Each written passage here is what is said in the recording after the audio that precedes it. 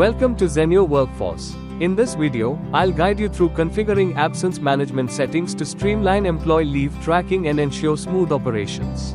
Here's how you can configure your absence management settings. Start by clicking on the settings icon, then select absence management from the menu. You'll notice two submenus, calendar and types and policies. Let's create a calendar to set holidays and manage employee leave schedules. To get started, click on the calendar submenu. You'll see a list of all existing holiday calendars. Click the Add button to create a new calendar. A pop-up box will appear where you can enter a name for your calendar and, if needed, add a comment for context. Once done, click Save to complete. You can see that the calendar has been saved and is now listed. Here, you have the option to edit the calendar name, delete, or clone the calendar. To set holidays in the calendar, click on the record, which will take you to the holiday page. From here, select the Holiday List tab and click the Add icon to create a new holiday. You can then enter the holiday name, start date, and end date, and click Save. The new holiday will now appear in the list, displaying details such as the holiday name, date, total days, and available actions. You can search for specific holidays using the search bar or filter them by year. Additionally, you can click the inactive icon under Action to make a holiday inactive, and if needed, you can reactivate it later by clicking the active icon. You can repeat this process to add as many holidays as necessary for your organization. To add optional holidays, navigate to the Optional Holiday List tab and click the Add icon to start. In the pop-up box, enter the holiday name, set the start and end dates, and then click Save. The optional holiday will now be displayed on the list. In the Link to column, you'll see Not Applicable if no employees have been assigned yet. To link employees, click Not Applicable to open a dialog box. Then, click Add Employee and choose to assign all employees or filter by location, department, role, or type. Select employees and click Save to confirm. Another way to assign employees to the created calendar is through the Employee page. Navigate to the Employee page from the main menu. Select the employee you want to assign to the calendar. Under the General tab, find the Holiday Calendar field. Select the specific calendar you want to assign from the drop-down menu. Click Update to save the changes. Once the employee is added to the calendar, the Link to column will reflect the number of employees added to that particular calendar. After creating the calendar, let's proceed to create leave types and policies. To create a new leave type, go to the Absence Management Settings menu and then choose the Types and Policies submenu. Click the New Leave Type button. Enter the name, select whether to track it by hours or days, and click Save. You can repeat these steps to add additional leave types as needed. Now that you've created a leave type, you have the option to deactivate, edit, or delete it if needed. After setting up a leave type, the next step is to create a leave policy. You can do this by either clicking the New Policy button or selecting the Create a Policy link under the leave type you just created. Click the New Policy button. This will take you to the Leave Policy page. First, select the appropriate leave type from the drop-down menu and then enter a policy name. Next, we'll configure the accrual schedule, which determines how employees accrue leave under this policy. You can add different levels if necessary. Set the start period by defining when the leave accrual should start after the employee's joining date. Specify whether this should be measured in days, weeks, months, or years. In our case, we'll set it to 1 day per month, so employees earn 1 day of leave each month. Next, define how much leave will be credited. Here, let me set 1 day credited every month. You can also use the Calculate option to let the system automatically figure out the leave days based on the accrual frequency. If you provide the total leave for the year, the system will calculate how much to give each month or at another frequency. Next, set the maximum balance. For this example, let's cap the balance at 12 days. This means that an employee can accrue up to 12 days. Once this limit is reached, no further leave will be credited. Next, configure the carryover amount, which specifies the amount of unused leave that can be carried over from one period, typically a year, to the next. You have three options: none, up to, or unlimited.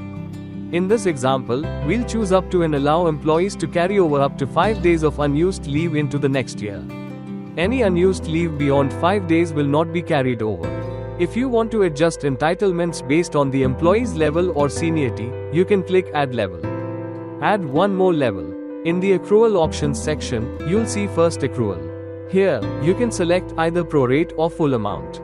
Prorate means leave is calculated based on time worked if an employee joins mid-period. Full amount means the entire leave allocation is granted, regardless of the start date. For this example, we'll choose prorate. In the Accrual Happens section, choose when leave is credited. We'll select at the end of the period for this example, meaning leave will be added to the employee's account at the end of each month. If your leave policy includes more than one level in the accrual schedule, a new field will appear called Level Transition Happens. This field helps manage leave entitlements as employees progress through levels within the organization. You have two options here, immediately or at the end of the period. Let's choose at the end of the period, so changes in leave entitlements will apply at the start of the next leave period. Lastly, set the carryover date. You can choose a date, like January 1st, the employee's hire date, or set a specific date. For this example, let's set it to January 1st, meaning any unused leave will carry over to the next year on this date. In the Others section, if the payable leaves option is selected, it means that the leave taken by an employee will be considered paid leave.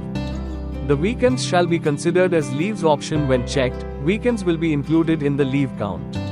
For example, if an employee takes leave from Wednesday to Monday, both Saturday and Sunday will count as leave days if this option is checked. Next, in the Leave Should Be Applied section, decide when employees must apply for leave. If you choose before leave day, enter how many days in advance the leave should be applied. If you choose after leave day, enter how many days after the leave day the application can be submitted. This helps set limits on how early or late leave requests can be made. The maximum stretch field specifies the maximum number of consecutive leave days or hours an employee can take at a stretch. Once all settings are configured, click Save to finalize. On the Types and Policies page, you can view the leave policy we created for a specific leave type by clicking the drop-down. If you wish to edit, clone, or delete the policy, select More options within the Leave Policy section. Now, let's assign employees to this leave policy. Click on the Employee Count link to begin assigning. You can assign the leave policy to all employees, or you can filter the employees by location, department, role, or employment type. Select the employees and then set the accrual start date, either the employee's hire date or a specific date. Finally, click Save to finish. Setting default week hours and leave management. To set the default week hours, click the More options icon. From there, select default week hours, enter the work hours and the days off for the week, and then click Save. To import leave types in bulk, select the Leave Import option from the More options icon. Choose a leave type from the Import Type drop-down menu. You will find 4 options available. The first option, Opening Balance, allows you to set the initial leave balances for all employees. If you need to adjust the leave balances for specific employees, choose the Balance Adjustment option. Policy assignment is used to assign leave policies to selected employees, while leave request is to record employee leave requests. After selecting the appropriate import type, click on the Import Template button. An Excel sheet will be downloaded, which includes the necessary fields for the chosen leave type. Save the file to your device and fill in the required information. Once the sheet is ready, go to the Attachment section, select the file from your device, and click Upload. This process allows you to input and manage bulk leave types efficiently. Now, let's set up the leave approval flow from the Approval main menu. Within this section, you have the option to establish approval flows at 2 levels, Default and Advanced. In the default level, the approval flow you configure will apply to all employees. You can create multiple levels of approval, with a maximum of 5 levels. For each level, you can designate an approver from several options: account owner, admin, manager's manager, or a specific person. If you choose the specific person option, you can select a particular employee as the approver. It's important to note that each of the roles mentioned can only be selected once within the flow, except for the specific person role, which can be assigned multiple times if needed. To set up advance approvals for leave requests, watch the video linked in the description to learn more. That's it. Hope you now know how to configure absence management settings in Zenio Workforce. By following these steps, you can effectively manage employee leave and ensure a smooth workflow in your organization. Make sure you like, subscribe, and get notified so you don't miss out on any of our future videos. Let us know if you have any queries. Thanks for watching.